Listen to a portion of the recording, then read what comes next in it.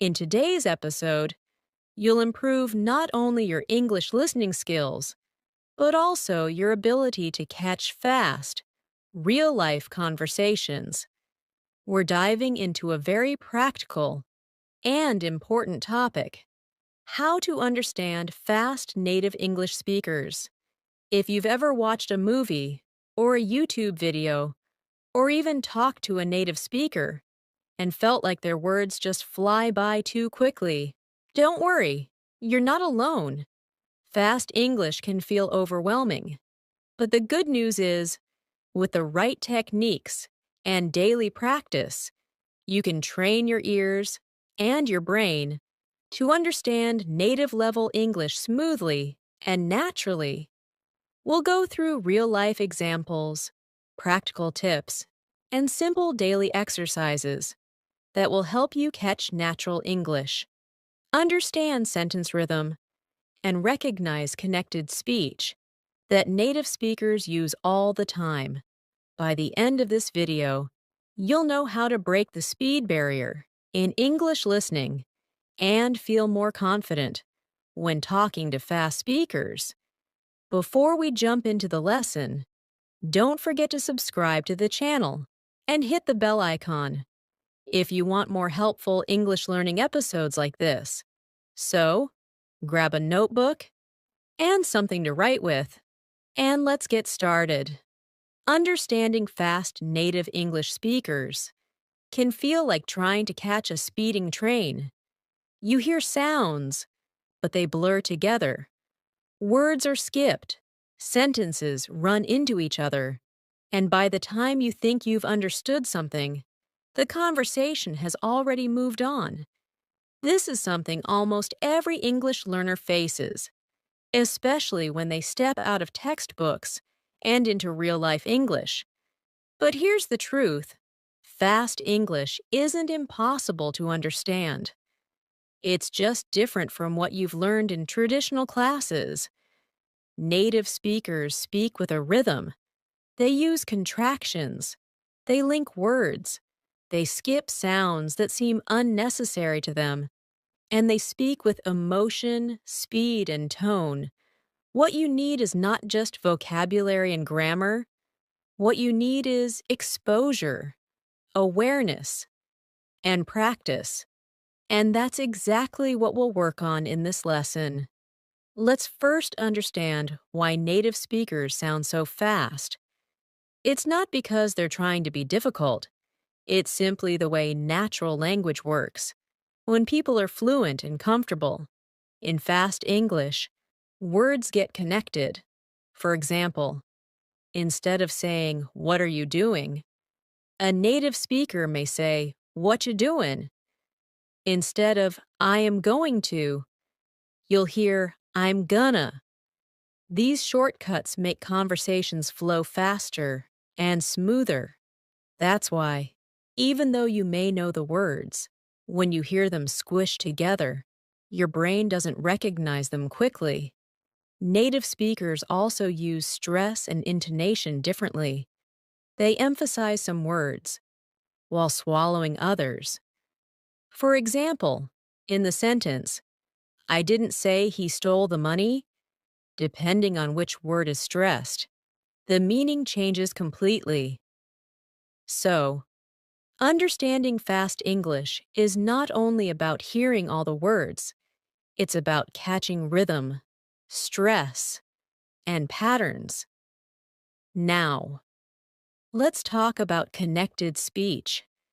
This is one of the most important reasons why fast English sounds hard to understand. Connected speech means that when people speak quickly, they join words together in ways that sound different from when you read them. For example, "Do you want to eat?" becomes "Do you want to eat?" And "Could you help me out?" becomes "Could you help me out?" The sounds blend. Sometimes letters are dropped, like the T in "want to," and sometimes new sounds appear between words, like a Y sound or a soft chi. This is completely normal in native conversation. And the more you listen to it, the easier it becomes to recognize. Let's try a simple listening practice together. I'll say a sentence slowly first, then naturally. You try to hear the difference. First slow. Did you eat already? Now naturally. Did you eat already? Did you hear that change? Did you becomes didja. Try repeating it after me. Did ya eat already? Let's try another. Slow. What are you going to do? Now fast. What are you gonna do? Try repeating it. What are you gonna do? These may seem difficult at first, but repeating them daily helps your ears get used to natural patterns. Listening and repeating is one of the best ways to improve. You don't have to understand every word at first. Just start by recognizing the pattern. That alone will give your brain a huge head start in future conversations. Now, here's a helpful exercise you can do every evening. Take a short conversation clip from a movie, TV show, or a YouTube video. Listen to it once, without subtitles. Try to catch the main idea. Then listen again with subtitles. Pause after every sentence. Repeat it out loud, the way it sounds, not the way it's written. Try to copy the tone, the speed, and the emotion. This kind of shadowing practice is one of the most powerful tools to improve your listening and speaking at the same time. It trains your mouth to move like a native speaker and your brain to listen in real time. Remember, when you only read English, your eyes lead the way. But when you listen, your ears take control. So give them the exercise they need. You can also start noticing common contractions and informal phrases. Instead of, I do not know, native speakers often say, I don't know. Instead of, let me help you, they'll say, let me help ya. These small changes add up to a big difference in how English sounds in real life. And here's something important. Don't worry if you can't understand everything right away. Even native speakers sometimes miss things when someone speaks too fast or unclearly. Your goal should be progress, not perfection. Every time you understand a new phrase, your brain builds stronger listening muscles. A great daily practice you can do is what I call the 1-minute rewind. Choose a 1-minute video in English, something with native speakers. Watch it without subtitles. Then rewind and watch again. This time, focus on one sentence. Try to catch every word. If you miss something, rewind again. Pause after each sentence and repeat it out loud. The key here is to train your ears slowly. 1 minute a day may not sound like a lot, but if you do it every day, in 1 month, your ears will be stronger, your reactions will be quicker, and your understanding will be deeper. Now let's talk about real-world English, the kind you hear in cafes, on the streets, in movies, or during conversations with native friends. This English is not always clean or formal. It's full of expressions, slang, and natural messiness. For example, you might hear someone say, let me grab a bite, instead of, let me get something to eat, or I'm a head out, which means I'm going to leave now. These are everyday phrases that may not appear in textbooks, but they are used constantly in real life. And the more you get exposed to them, the better your understanding becomes. To train your brain for this kind of English, try watching shows or videos where real conversations happen. Choose content with subtitles first, Then move to videos without subtitles. You can even try listening to podcasts or audio clips while doing daily chores like cooking or walking. Immersing yourself in real spoken English every day will slowly adjust your ear to the speed and rhythm of native speakers. One very effective method to improve listening is called dictation practice. Here's how it works. You play a short audio clip, just 1 or 2 sentences. You listen carefully and try to write down exactly what you hear. Even if you miss some words, don't worry. Just try your best. Then play it again and fill in the missing parts. Do this 2 or 3 times until you think your sentence is complete. Finally, compare it with the transcript or subtitles. This simple exercise helps you notice which words are difficult to catch and why. Maybe they're being connected, maybe they're reduced, or maybe you just haven't heard them enough times before. Dictation helps improve your concentration, memory, and spelling, all at the same time. It's especially useful for catching those little words like to, of, a, and an that often disappear in fast speech. Let's try one short example now. I'll say a sentence quickly, and you try to write it down. Ready? I should have told you earlier. I'll repeat it. I should have told you earlier. Did you catch that? Most native speakers won't say, I should have told you earlier. They'll say, should have, one small blended word. Go ahead and repeat it. I should have told you earlier. That's how real English sounds. The more you practice hearing and writing these sentences, the easier it becomes to follow fast conversations. Now let's talk about chunking, a very powerful way to improve understanding. In natural speech, people don't speak word by word. They speak in chunks, or groups of words.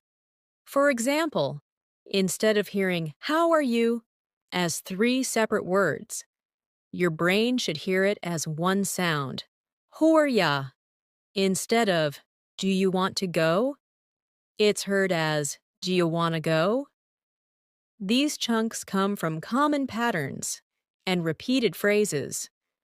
When your brain begins to recognize these as full units, you won't have to translate word by word anymore. This means your brain will work faster and more efficiently. So how do you train for chunking? Simple, by listening to the same phrases over and over, in context.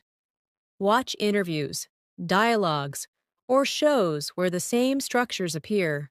Repeat them out loud. Make them part of your daily language.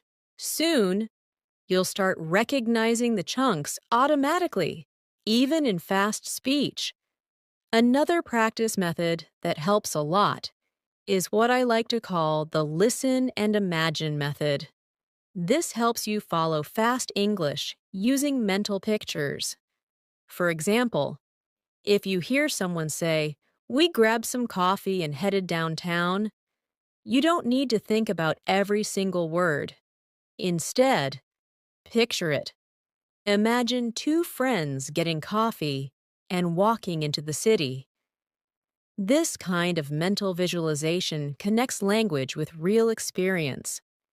It improves understanding without needing to slow things down.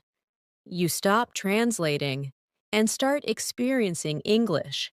That's how native speakers understand each other, not by analyzing every word, but by processing ideas quickly.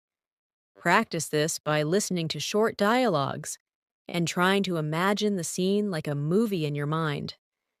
It makes the language come alive. Now let's do a little imagination practice. Close your eyes and listen carefully. Imagine this scene. She ran out of the house, jumped into the car, and drove off without saying a word. Did you see it in your mind? That's the goal. You didn't need to understand every syllable. You followed the meaning because you connected it to a picture. This helps even more. When native speakers speak quickly, instead of catching individual words, your mind catches the whole meaning. That's a powerful skill, and you can build it with just 5 minutes a day of this kind of practice. At this point, it's also important to talk about patience and mindset. Understanding fast English is not something that happens overnight. It takes time. And it's okay if you don't understand everything right away. The key is not to give up. Every time you hear native English, even if you miss words, you are training your ears. You are making progress. And progress, even if it's slow, is real. Think of listening like exercise. The more you do it, the stronger you become. It's not about catching every word. It's about catching more words today than you did yesterday. Celebrate those small wins, and you'll feel motivated to keep going. Here's one more practice you can try. It's called repeat after pause. Find a short video or audio clip, just a minute long. Play one sentence, then pause.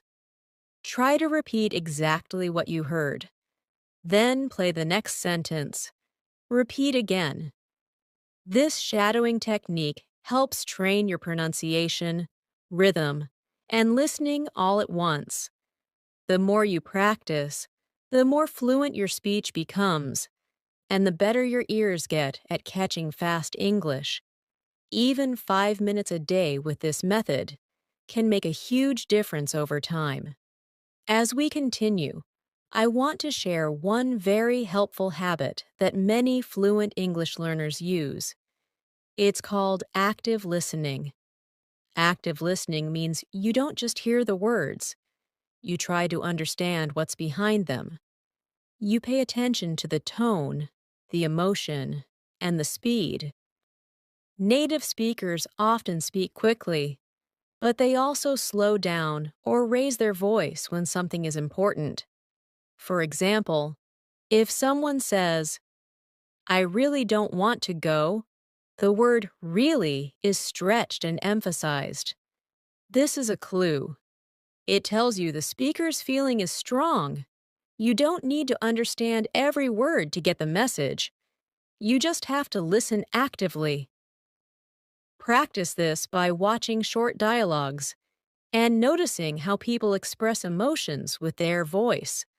Soon you'll start catching meaning, even when the language is fast. Another way to improve is by building your background knowledge. Let's say you're watching a video about shopping, or travel, or food. If you already know a little about the topic, it's much easier to follow along, even if the speaker is fast.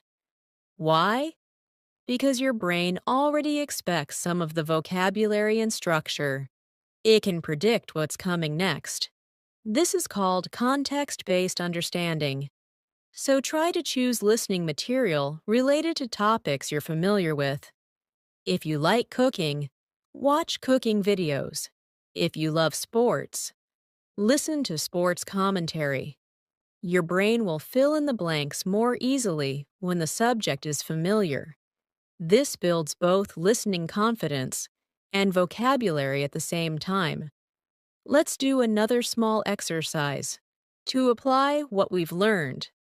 I'll describe a scene in fast, but natural English. Try to catch the main idea and build a picture in your mind. Here we go. So I was running late for work, spilled coffee on my shirt, missed the bus, and had to call a ride just to make it to the meeting. Now pause. What happened here? You might not have caught every word, but you probably understood that the speaker had a rushed and stressful morning. That's the goal. Focus on the meaning, not perfection. Real English is about understanding the message, not catching every syllable. Let's talk about pronunciation now, because this is a key to understanding native English. Native speakers connect words in ways that might feel strange to learners. For example, what do you want to eat becomes what do you want to eat? Or did you see it becomes do you see it? These connections are completely natural, but they make the sentence harder to understand if you're expecting perfect word separation. One way to get used to this is by practicing connected speech yourself. Try to repeat what you hear, exactly how you hear it. Say gonna instead of going to. Say wanna instead of want to. This may feel informal, but it's how English is actually spoken. And understanding connected speech is one of the fastest ways to improve your listening. Another practice technique is the echo method. Play a sentence from a native speaker and then immediately try to repeat it with the same speed and rhythm, like an echo. For example, if the sentence is, "I can't believe he said that," you repeat it right after, with the same energy and pace. This helps your tongue and brain get used to how fast English feels. At first, you might miss words, but after a few tries, you'll notice improvement. This method not only helps you understand fast English, it also helps you speak more naturally. Now let's touch on a big challenge: unfamiliar accents. Not all native English speakers sound the same. There are American, British, Australian, and many other accents. And even within those countries, there are different regional ways of speaking. For example, someone from New York may speak differently from someone in California. Someone from London may sound very different from someone in Scotland. So, how do you train for that? Expose yourself to as many accents as possible. Watch videos from different English-speaking countries. Listen to podcasts, interviews, or even songs with various accents. This helps your brain become flexible. It stops expecting just one correct way of speaking. And that flexibility will allow you to understand people no matter where they're from. Here's a short scene using an informal American accent. "Hey man, I'm heading out soon. You comin' or nah?" Notice the dropped G in heading and coming, and the use of casual phrases. These are very common in friendly conversations. Try repeating it a few times. "Hey man, I'm heading out soon. You comin' or nah?" The more you listen and repeat, the more natural this kind of English becomes to you. Now let's add a few tips for watching English movies or shows. First, don't worry if you don't understand everything. Start by watching with subtitles in English. Watch one scene. Then replay it without subtitles and see how much you can understand. Try pausing after each line and repeating it out loud. You can even write down useful phrases.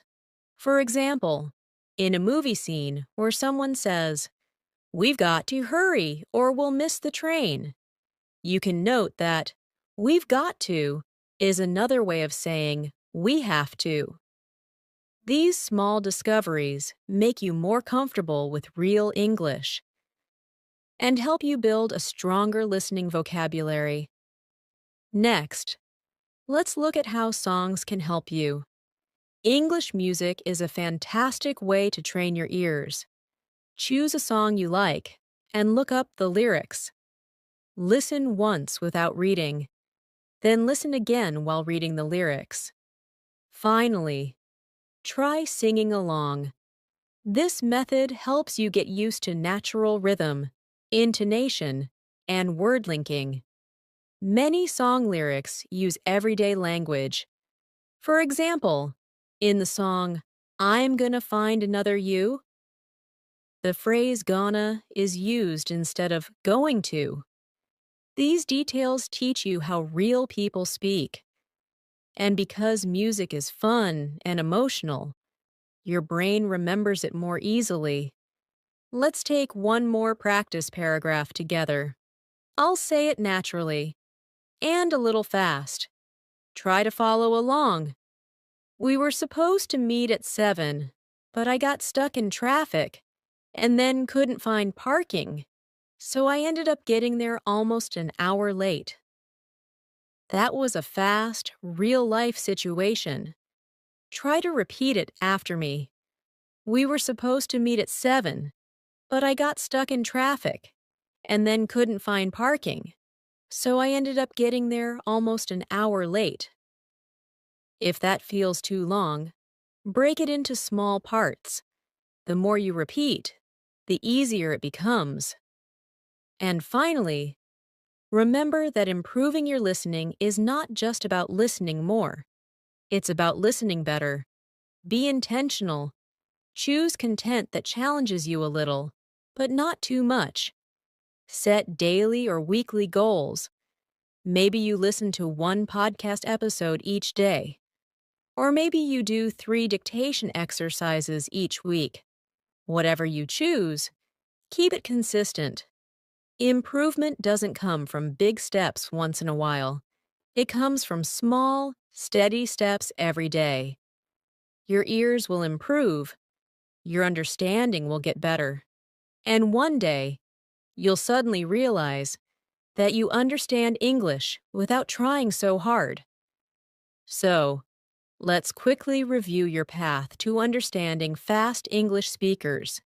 You've learned about connected speech, reduced forms, chunking, shadowing, and active listening. You've done exercises using imagination, dictation, and repetition. You've practiced understanding through real conversations and gotten familiar with different accents.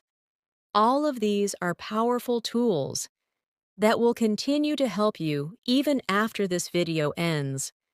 The only thing you need to do is keep going. Make English part of your life, not just a subject you study, but a language you live with. The more time you spend with it, the more natural it becomes. And soon, you won't just understand fast native English, you'll enjoy it. So grab your notebook and go back to practice the exercises again. Make sure you repeat the phrases in chunks. Listen daily to short conversations. And push yourself a little every day. With time, your ears will catch up, your brain will speed up, and your confidence will grow.